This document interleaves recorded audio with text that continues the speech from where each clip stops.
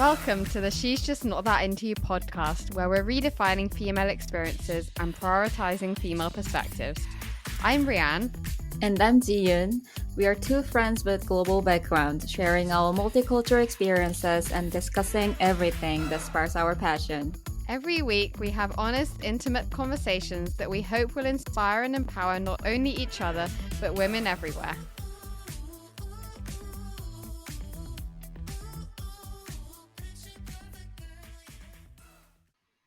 Hey everyone, welcome back to the She's Just Not That Into You podcast. I'm Brianne. And I'm Jiyun. And today we're going to be talking about why wedding culture is toxic and misogynistic. Yeah. And we just wanted to add that it's not that we're against weddings or against marriage, but that we're against wedding culture and the way that wedding ceremonies are done, which we think is misogynistic. And, you know, a lot of the time, even though the wedding is taking place in the 21st century, I feel like the way we think about weddings and the way that wedding ceremonies are performed are really behind the times. And, you know, sometimes it's like we're still living in the medieval times or something. Yeah, so we wanted to talk about this today. Oh my god, I have so much to talk about this topic. I'm worried that if I forget anything. Okay, let's break it down. Yeah, so what are the things that we don't like about wedding culture? First up, I think we can talk about the father giving away the bride. Yeah. I have so many feelings about this one. Like, I feel conflicted. I mean, it sounds sweet and it's beautiful sometimes when you actually get to see it, right? But like when you actually think about the history of it, like this whole thing like goes back to this whole idea of seeing women as property. Yeah. So like the father literally like gave his daughter away to another man because she was no longer his responsibility. So it was now the husband's responsibility. Yeah. So I guess it still feels like a business transaction almost. Like, here's my daughter and I'm gonna give her to you and like treat her well and that kind of thing. Yeah, it's quite shocking that we're still doing things like that now, even though the whole historical and cultural context for why that kind of thing is done has changed so much. But I think people probably don't really think about it that much when they're doing it. Like, it just because it's like the thing that everyone does. So like nobody even like thinks about it. So it's like one of those kind of internalized misogynistic things in society that everyone thinks is just like the way it's meant to be done. Yeah, you know? nobody questions that. Yeah. Like, if you actually stop to think about it, like, I feel like nobody ever thought about having their mom walking them away, I guess. Like, I actually have never imagined that before, too. I mean, I would just walk together with her, but then I would never actually had a chance to imagine having my mom walking me down the aisle. And it feels a little strange to think about. Yeah, wow. That's so interesting. Yeah. I mean, I would have loved to have my dad walk me down the aisle if he were still here and alive. I mean, it's such a beautiful thing to walk with him on my, wedding, if I, imagine it. But like for me, I think what bothers me is that I don't get to have any choice. So for me it's more about having the choice. Like, why should it have to be just my dad? Like, I will want to choose whichever parent I feel like, more connected to in that moment, whether it's my dad or my mom or both of them, right? Or both of them. Yeah, exactly. Yeah, why is the mom always not included? Yeah, I know. Maybe we can work with both of them. It's just that we just really don't like this whole idea of being given away, and it feels really outdated. Yeah. Why is the mom not invited? You know? Oh my god, that's so sad. Yeah. And also, like, the groom doesn't get walked down the aisle by his dad, right? Yeah. Like, he's his own person, but then, like, the woman can't be her own person without having a man accompanying her, you know? Yeah, that's the whole point. So crazy. It's like the bride is on display for people to look at the whole time during the weddings, which I think is linked to our second point. Yeah, I feel like it is a bit toxic how the whole wedding day is meant to be about the bride dressing up and looking her best and everyone looking at her as if she's some kind of prize or like a present or something, you know? Because I think it really puts a lot of pressure on women in terms of beauty standards and, you know, feeling like they need to look their best and feeling like they need to lose weight before their wedding. And I feel like in society, women have enough pressure as it is, you know, without having to have all this pressure on like looking perfect just for their wedding day. I know. It's just one day,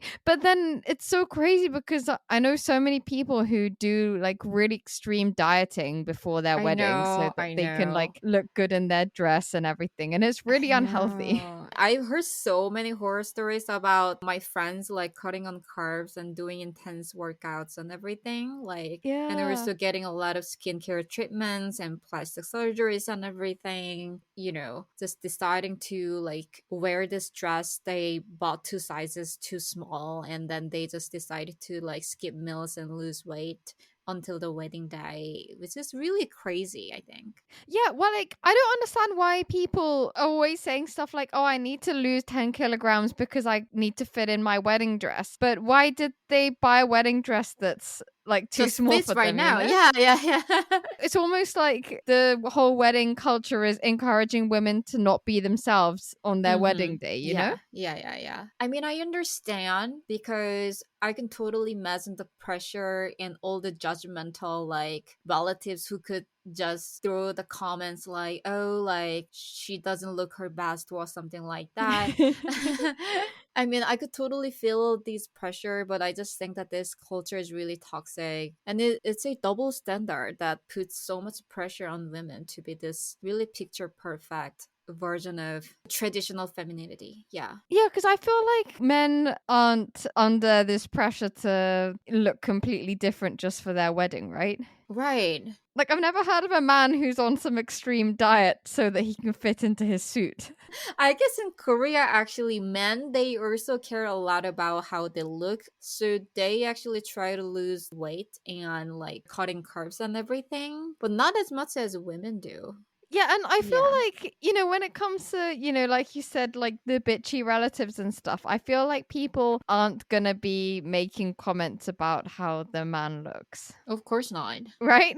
Of course not. Yeah, related to this, I think like the fact that there's this one outfit that every woman is meant to wear, which is like a white dress. Yeah. I feel like it's not very inclusive and it doesn't really take Mm-hmm. into account that there are so many diverse people. Because, like, obviously, not every woman feels her best or feels the most comfortable wearing a white Right. dress, you know? Yeah, yeah, definitely. I don't know, like there's a lot of women who prefer not to wear dresses or who, you know, don't like to, you know, dress up like princesses or whatever, which I think is what this whole thing is about, right? Yeah. And so it kind of doesn't really allow any room for people who have different tastes or different things that they feel comfortable with. And traditionally, a lot of the time, like the color white symbolizes like virginity and like this femininity, like flawlessness and stuff. So I don't like that idea too. Yeah. And it was really interesting what you said about how in Korea guests have to go dressed in dark colors, right? Oh my god. So basically, it's like a funeral. Oh my So god. so like in Korea, like the wedding guests, they typically wear like dark outfits because it's always about not outshining the bride. We have to give all the attention to the bride. So basically that's why we all wear black. And Wow. we take this really seriously. Like for example, if you show up in a bright color, like you are going to get looks sometimes. If you Yeah. look at like the wedding, like a group photos of a Korean wedding, it's usually just like everyone wearing black and the only one person wearing white. It's really interesting. And you know, also like in Korea, like we wear like super casual, like compared to the West, to the weddings. Okay. Yeah, because usually like people get to wear like really fancy, like I don't know, beautiful like dresses and tux and everything. But like in Korea, it's more like a business casual, like just like black simple dress. and some people just wear jeans. I sometimes wear jeans too. It's a lot more casual than in the West. Oh, okay, that's interesting. In Japan, it's people wear like frilly dresses and stuff. What about the color? Well, I've actually never been to a Japanese wedding. Mm-hmm. But I've seen photos and people don't go dressed in black like in Korea. So, but my mum did say that people don't like it if you wear bright stuff that stands out too much. And then in the UK, I guess people dress up quite a lot to go to weddings. Right. And the other thing that I don't like about wedding culture is that even if both the bride and the groom are working, the woman is almost always the one who has to take on the majority of the burden of doing all the organizing and the planning for the wedding. Oh my god, yes. And not just like physical organizing and planning, but also the emotional labor that falls on women during the planning. Yeah. And if she's like getting too strong opinions about how things should go and everything, she's called Bridezilla. I hate that Yeah. word. Yeah. Oh my God. It's such a sexist like way of, I don't know, dismissing women's trust. Yeah. And I think, if a man is trying to be controlling about his wedding, he would be seen as assertive. Yeah, assertive and very like plan oriented, Charismatic. charismatic, and very organized and very disciplined. But when Yeah. women are being intense, they are blamed as bridezilla, which is Oh my god. yeah, absurd. Yes, so for some context, Bridezillas is an American reality TV show that kind of shows the lives of women who are engaged and about to be married and they're apparently like acting crazy about planning their wedding. I didn't know about that it came from the TV show, like the word. Yeah. Oh, maybe the word existed already and then the TV show was made. I don't know. Oh, right? Yeah, okay. Maybe. I have no idea. Mm-hmm. Yeah, it's so crazy. And then, like, even the fact that there is a TV show about women planning their wedding, but there are Mm-hmm. no TV shows about men planning their wedding, shows how much more time and energy women have to spend planning their wedding than men do. Yeah. And I feel like probably when guests go to the wedding, imagine if like something goes wrong or if they haven't chosen the right flowers for the table or whatever, then I feel like it's all going to be the woman's fault. Like I feel like people Uh-huh. will be blaming the woman for that? Yeah, yeah. Like people wouldn't say that the guy should have picked out better flowers for the Of table. course not. It's yeah. Yeah.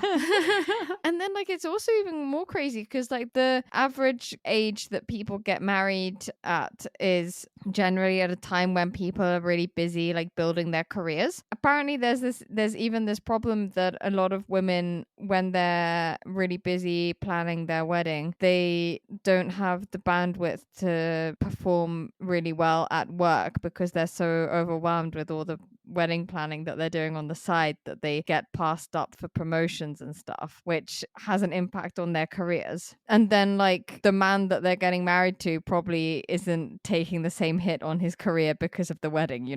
Of course not. Of course not.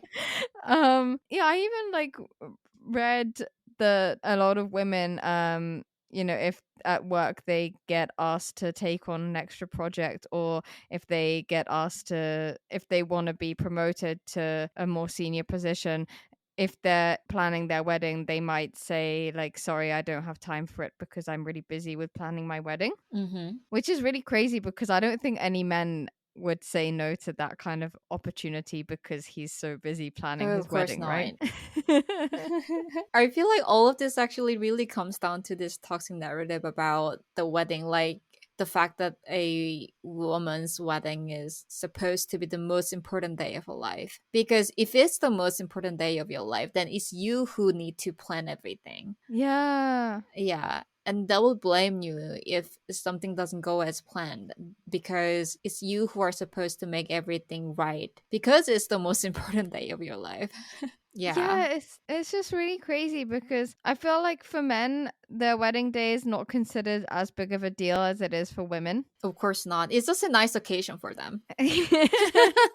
But like, it's why is the wedding day considered as such a big part of a woman's identity? It's so crazy.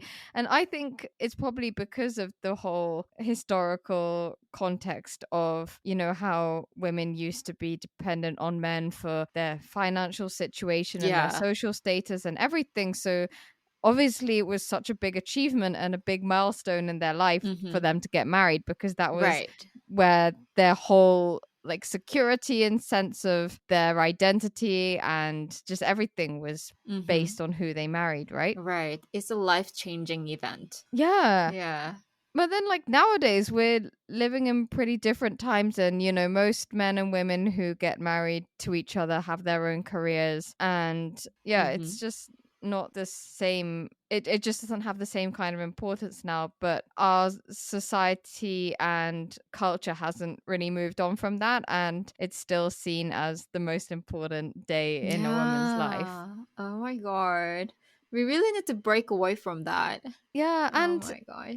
also, a lot of girls my age grew up fantasizing about their perfect wedding or even planning what kind of wedding they would want to have. Whereas I don't think any boys grew up doing that? Yeah. It's just like such a big part of our whole society and culture that women see their wedding as this really Mm-hmm. important time of their life, right? Actually, like in Korea, people actually sometimes they make jokes about how like all the good old days are over for men when they get married. Oh my It's, god. it's like a completely different story for them because you are now entitled to just one person and then you don't get to have all the fun that you get when you are, I don't know, just Single dating and was free. yeah, single and free. Okay, that's really crazy because, it's just, there's so much research about how men who are married live longer, healthier lives than men who aren't married. And the opposite is true for women. Yeah, So, yeah. women who are married live shorter, less healthy lives than women who are single and unmarried. But that makes total sense, right? Yeah, because it's the woman who has to take on a lot of burdens Yeah, after getting married. exactly. And the Yeah. man just has someone who does his cooking and cleaning for him I for free. know. I know. Yeah, and then also, yeah, I feel like getting married or just like having a wedding is seen as such a big part of a woman's identity, in that, women will actually call themselves a bride to be, and women post photos of their engagement ring, Yeah. and it's just like such a big part of their identity. Whereas I've never heard a man referring to himself as a groom to be.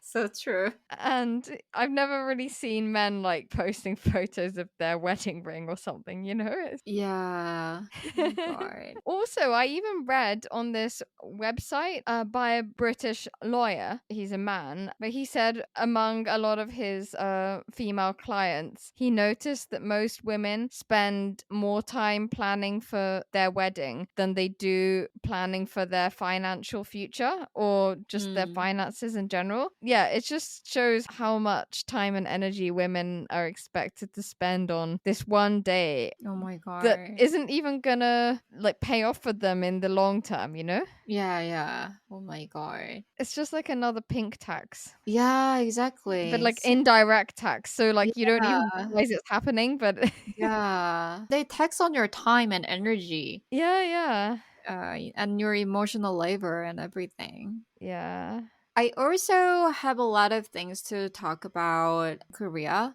It's just so toxic, to my opinion. I don't even know where yeah, to start. So maybe I could just have like a really brief like overview or something. Like, okay, so first, like the wedding prep. So once you yeah, set your wedding date, so you have to invite your guests, right? yeah. And that's where things get really intense. So you're supposed to meet each guest in person to give them their invitation maybe 2 to 3 months before. Then your life becomes becomes just something bombarded with like dinner dates, like drinks or coffee, I don't know, meet up or something with different group of people like almost every day for the next 2 to 3 months. Oh my god. Yeah, it's so crazy, right? It's like a wedding prep. I don't know, like social marathon or something. Yeah, for the people you can't meet, then you will get to send like a e-wedding invitation. So basically, it's like a web page, like really short web page with all the wedding info, like date, time, venue, like photos of the couple, even the bride and groom's bank account details, so you can gift them cash. So that's basically the basic prep that you have to do. And there's this whole like pre-wedding photo shoot. I'm not talking about really casual, just do it yourself kind of style, but we are talking like full on professional, like studio photo shoot months Oh, before the okay. actual wedding. So we are talking like studio shots, like hair, makeup, all professional, like the whole package. So by the time when you just get the invite, you already know exactly how they're gonna look like in their wedding dress and everything. So it's like a movie trailer that spoils everything. Oh my god. That's basically like pre-wedding prep, and the wedding day is like the most crazy. So basically like the Korean wedding venues, they are like wedding factories, I think. It's like a whole business. Yeah. So mostly like the weddings happen on Saturdays or Sundays, right? And Yeah. venues, they host like multiple weddings in a single day, like sometimes even up to four. So Oh it's my like god. so it's like an 11 a.m. wedding followed by like a 1 p.m. wedding and a 3 p.m. wedding and a 5 p.m. wedding. Sometimes the So schedule can be busy. like, yeah, so busy. Sometimes it's like 11:30, like 3 p.m. and 5 p.m., like three weddings in a row. It's insane. Like the whole place is like it's so crowded with people from different weddings coming together. Like and it's mostly just 2 to 3 hours in total, and Oh that's my just it. you god. you get to go home after only 2 to 3 hours. Sometimes you just go and say hi and come back home because you wanna just show up for them and then give them cash and everything. Then a lot of the times you just go back home because you have something else to do or something. It's so crazy, right? Yeah, that's really interesting because I think in when the UK and maybe other Western countries too, people usually have their weddings at a venue that's like right in the middle of the countryside, really far away from everywhere, and it takes you like such a long time to get there, and then you have to stay Yeah. overnight, at Mm-hmm. least 2 nights. Right. It's such a big So deal. yeah, you can't like go for an hour, you know. Yeah. I feel like in the West, relatively, it's such an honor to get invited to someone's wedding because it's really special. But like in Korea, it's relatively not because a lot of the time, like you will end up inviting old acquaintance and everything just not to disappoint them. And because you want more money. Sometimes yes, but a lot of the time I guess it's a social pressure because you don't want Yeah. to be someone else's gossip. Like because sometimes people say stuff like, "Oh, I got invited to this person's wedding, but they didn't invite my friends," and stuff like that. You know. Okay, okay. So to prevent that kind of social Political problems, yeah, it's like a social yeah, it's politics. like a politics. And here's another thing that's really crazy and that's really misogynistic. Like in Korea, like before the wedding actually starts, bride is basically put on display in a separate waiting Oh room. my god. So the guests arrive, and before they even like go into the actual like venue, they go to this bride's waiting room to say hi and take photos with her. So the bride is basically just sitting there looking pretty and beautiful and smiling, and she's just like a just like a doll. Then the groom and all the other family members, they're just like outside and greeting all the guests, and they're standing and they're like just doing whatever they want. But just the bride, she just sits there in the waiting room just taking photos with the people who come in and say hi. And there's this also like, I don't know, wedding manager or something who's in the waiting room together the whole time, to make sure that everything's okay with her and with her dress and with her makeup, etc. It's just like she's on display the whole time. She's like a tourist attraction. Yeah, it's just so crazy. Wow. So, yeah, like I understand why people feel so much pressure to look their best for their wedding day. Yeah. How can we not have any pressure about that? Oh my God. And we also have this like a cash gift tradition thing. I'm not sure if it's the same in Japan, but I heard that it's pretty similar in other Asian countries too. Like you're expected to give cash Yeah, at yeah. weddings. Is it the same in Japan? Yeah. And in the UK as well, a lot of Really? people ask for cash instead of presents. Oh, that's interesting. Okay. So basically, in Korea, when you arrive to the wedding, you're given this money envelope, Yeah. and then you put your gift cash and then they give you like a meal ticket, like a buffet ticket for like a post ceremony, like lunch or dinner thing. Okay. So it's more like helping the couple cover some of their wedding costs. Okay. Yeah, yeah, yeah. And yeah, I think it makes sense why this tradition kind of happens, but like, I don't know, I just don't like the fact that it becomes sort of like a business Business transaction. Yeah, transaction. yeah, yeah. Because if you give like a certain amount of money for someone's wedding, then you're sort of expecting that that person is going to give you a similar amount when you get married. And it's considered a bit rude not to do so. Yeah. What about Japan? So in Japan, people have to give cash and then it's considered unlucky to give an even number because it can be split in two, which means that they might split up, you know?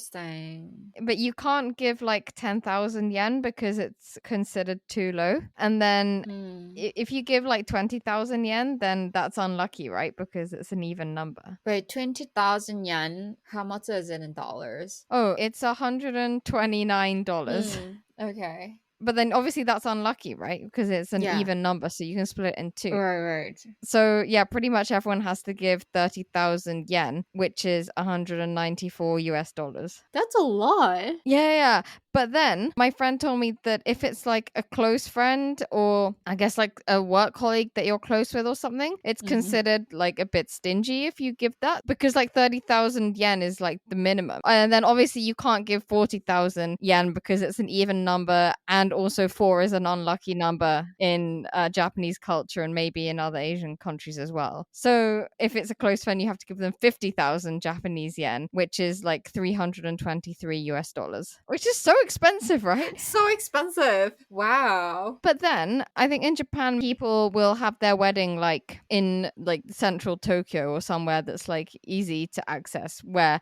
most of their friends live anyway. So then if you consider how like in the UK, most people have their wedding like in the middle of the countryside where you have to spend a lot of time and money like traveling to that Mm. place and also getting like hotel accommodation in that location, Right. then you probably would end up spending that much money as a wedding guest anyway, Mm-hmm. right? Yeah, that makes So I sense. think it kind of evens out in both Mm-hmm. cultures. Oh my god. What if it's like your best of best friends, like BFF? Like how much usually are you expected to pay in Japan? I don't know actually, but so I spoke about this with one of my Japanese friends and she was going to like her best friend's wedding and she said she was taking 50,000 yen. So, yeah. She also said that as a female wedding guest, you have to go to a wedding with really nice hair and makeup Mm-hmm. and stuff. So, she Mm-hmm. also said that she had to like pay for someone to do her hair and her makeup for the wedding as well. So interesting. Which is interesting because I think in the UK, like people as a wedding guest, they try to look nice, but nobody like spends that much time doing their Mm-hmm. hair and stuff for a wedding. Mm-hmm. But I know in Japan, a lot of people, when they're going to a wedding as a guest, they go to get their hair done specially. Yeah. Yeah, yeah. Which I think is a bit different in Korea because you said that in Korea, people go quite casually as a guest, right? Mm-hmm. Mm-hmm. But yeah, one thing I didn't like about some wedding ceremonies I went to in the UK is that when it's like a traditional Christian ceremony, which is usually only people who are like quite religious have this kind of ceremony. But in that kind of ceremony, when they do the wedding vows, they read out this passage from the Bible, which I'm going to read out now. Okay. I'm prepared. Wives, submit yourselves to your own husbands as you do to the Lord. Oh my For the god. husband is the head of the wife, as Christ is the head of the church, his body, of which he is the Savior. Now, as the church submits to Christ, so also wives should submit to their husbands in everything. And I went to 2 separate weddings of people my age who said this in the church, and the woman agreed to it. Wow. And it's just kind of considered a normal part of being a Christian, I think. When was this though? One of them I was 23. Oh my god. And another one I was 25. And my friends were the same age as me at the time. Super Ollie. Yeah. People who are Christians or like quite religiously Christian tend to get married earlier. Yeah. In the UK. But yeah, it's just so crazy that they would say stuff like that, and then like in our day and age people are agreeing to that, you know? Yeah, it's so crazy to think about. Yeah. There was also this one other thing where they were saying that the bride needs to make up for Eve's sins. So because of that, like it's okay for the man to be led astray from time to time during their marriage, but the woman has to remain faithful and loyal.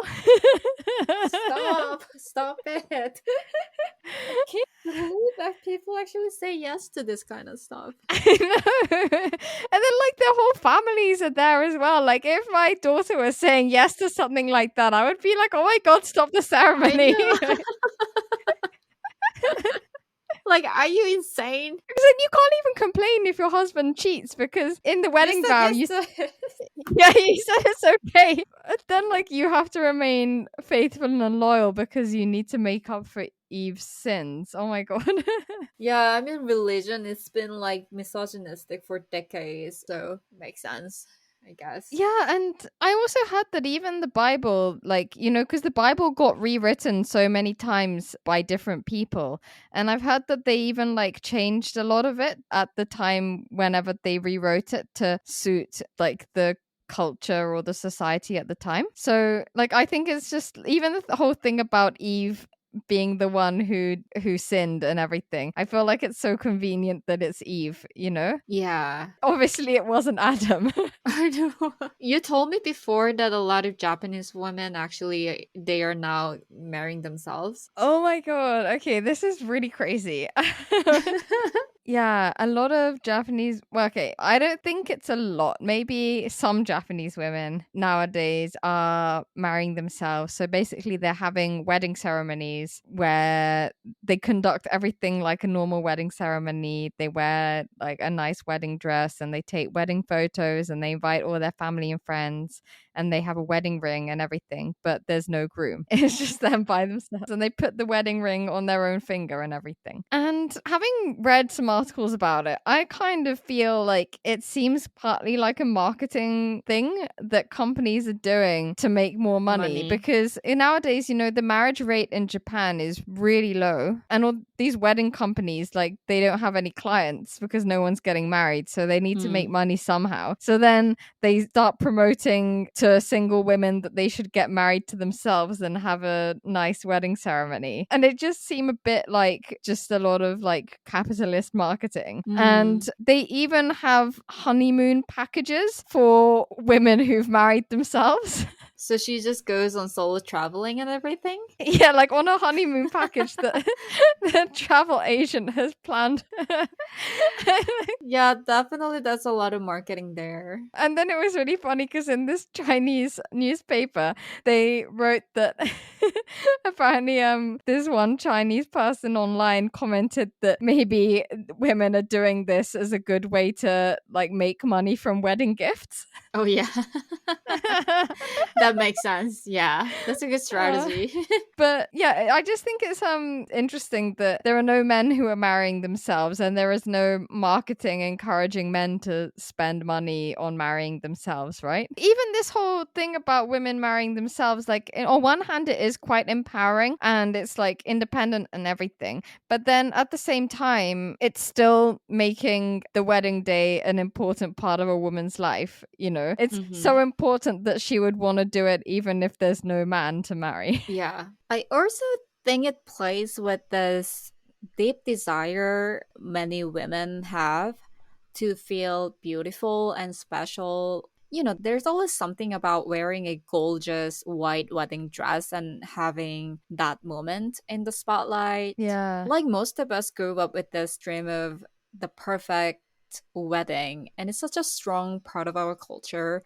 Like, this fantasy is so powerful that some women are choosing to have like a solo wedding even when they don't have any partner, like just to experience that dream for themselves. I think it's fascinating to think about. um, Yeah. And they take wedding photos and yeah. There's something similar but really different in Korea, Yeah. which we call pyeonsik, which means like a non-marriage ceremony, if I do a literal translation. So basically, it's like a wedding but for yourself. And in that sense, I think it's similar with what some Japanese women do, but it's really different because it's about showing what you support and what you are against. So it's about showing that you're against this toxic patriarchal marriage system and about celebrating your choice not to get married. Okay. I don't think it's a growing trend or anything. I mean, not getting married is definitely a trend, but there are people who also do this kind of ceremony right now, I think. So you invite your family and friends, maybe dress up or not, and just have a small party to share with your people that you're going to move away from this tradition. So I think it's pretty cool because it's like creating your own space and having your own celebration about your choices and everything. And I think it's empowering too. Yeah.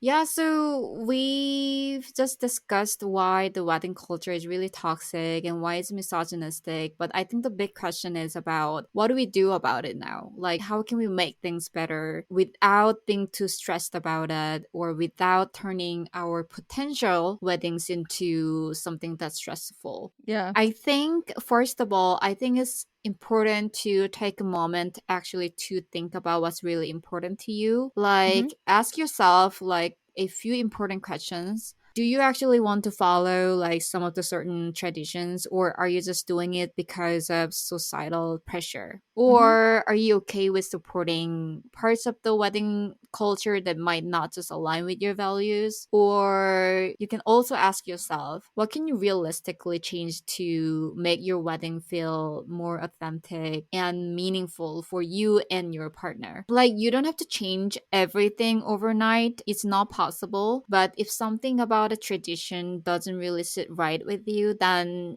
you are totally able to change it. Like, if you hate the idea of being given away, then just don't do it. Like, walk yourself down the aisle, like walk with both your parents, or maybe just rethink the entrance or make it a shared entrance with your partner, or find a way to do it differently if this is not something right for you, because Yeah. it's your day. At the end of the day, there's no rules that you have to follow, so just stop to think about what you really want about your wedding. Yeah. Yeah. But at the same time, I also want to point out that not everyone has the power to change everything. You might Yeah. be in a situation where your family has really high expectations on you, or maybe your parents or grandparents, they have really strong opinions about what a wedding should be like and stuff like that. And just sometimes the thought of, going against them can be really stressful. And I get it. And I don't think it's your fault. Sometimes it can be really hard. So I think if you are in a position where you have to follow some of these traditions that don't feel right for you, you can still make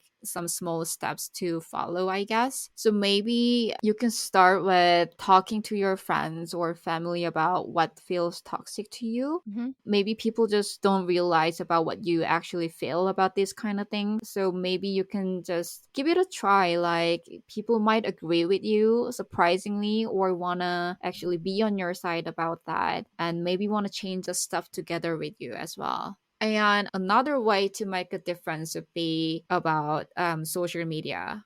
Like, be Mhm. mindful of how you use social media and everything. Because I feel like this whole wedding culture and this whole wedding business and everything is so impacted by what people see online. Yeah. Like, every time someone posts those picture perfect wedding moments and everything, it reinforces the idea that weddings have to be perfect or have to be in a certain way. So I guess if people see like fewer and fewer images of those perfect ideas of weddings and those traditional, really elaborated wedding pictures, I think that's where this whole awareness starts. So by choosing not to share like certain toxic wedding photos on social media, I think you're refusing to feed into that kind of narrative. Yeah. It's a small step, but at the same time, it can be really powerful and empowering. Like, for example, like I'm vegetarian and I support veganism. So I'm not posting or liking any photos of meat someone else like posts on their social media. And I don't post those kind of pictures as well. I think these kinds of small steps that you do on your social media like really make a big difference at the end of the day. Like if you want to change the culture, then you want to be mindful about what you are promoting on your social media. Yeah, definitely. Yeah, I think if I were to get married, my dream wedding would be to,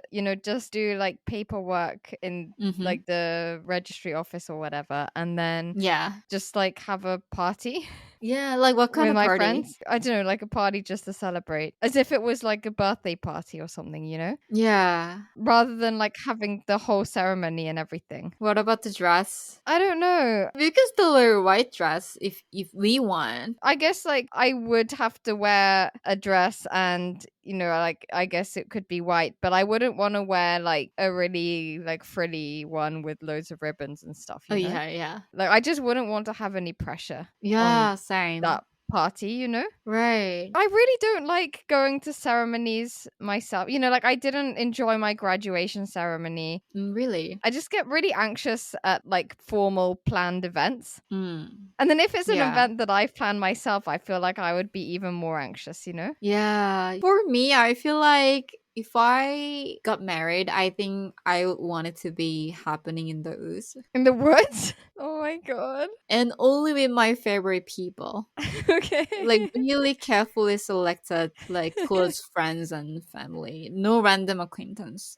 Okay. And I want to wear sneakers with a dress.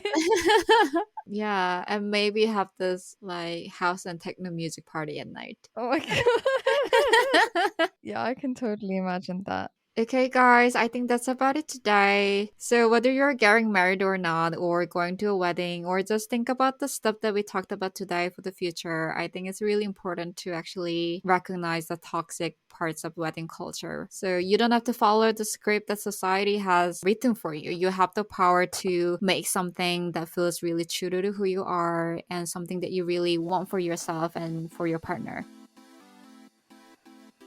Thank you so much for listening to our latest episode, and if you like that, please share with a friend. We'd also really appreciate if you could rate and review our podcast, and please get in touch if you have any feedback. We'll be back again with another episode next week.